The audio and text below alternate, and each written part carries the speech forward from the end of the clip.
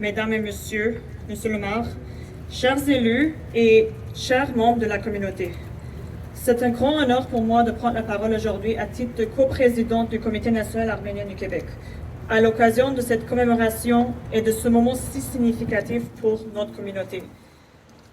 Le 24 avril n'est pas une date comme les autres et pas une coïncidence qu'on se retrouve tous ici à cette date-ci. Il y a 111 ans, soit le 24 avril 1915, les autorités ottomanes ont commencé à arrêter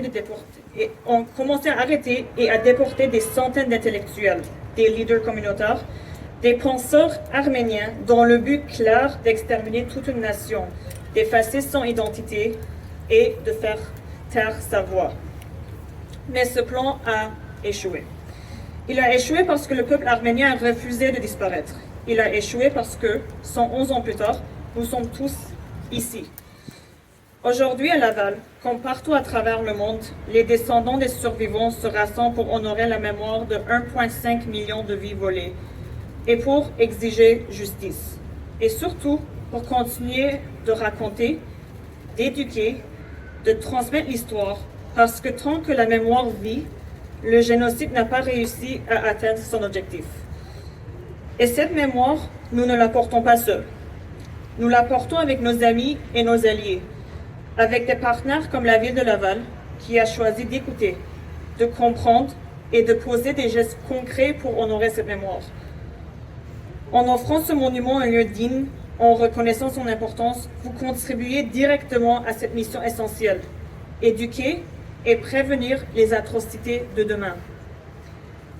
En préparant ces mots, je n'ai pu m'empêcher de réfléchir à l'ironie de l'histoire. Parmi ceux qui ont été arrêtés les 24 et 25 avril 1915 se trouvait mon ancêtre, Garabet Berberian, dont son seul crime était d'être un juge, un homme engagé, une voix pour sa communauté. Il a été emporté pour ne plus jamais être vu.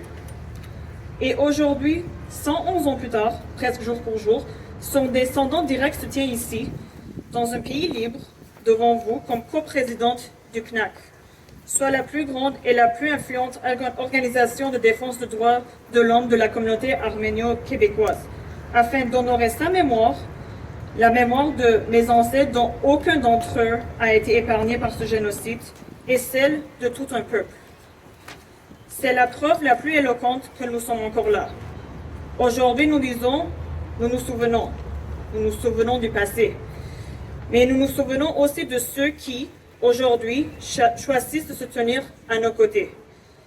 Nous remercions nos partenaires à chaque niveau gouvernemental pour leur soutien et leur engagement. Votre présence ici est significative et elle envoie un message clair, celui de la solidarité, du respect et du refus de l'oubli. Je tiens également à remercier profondément chaque membre de notre communauté qui, au fil des années, a investi temps, énergie et cœur dans ce projet. Ce moment vous appartient.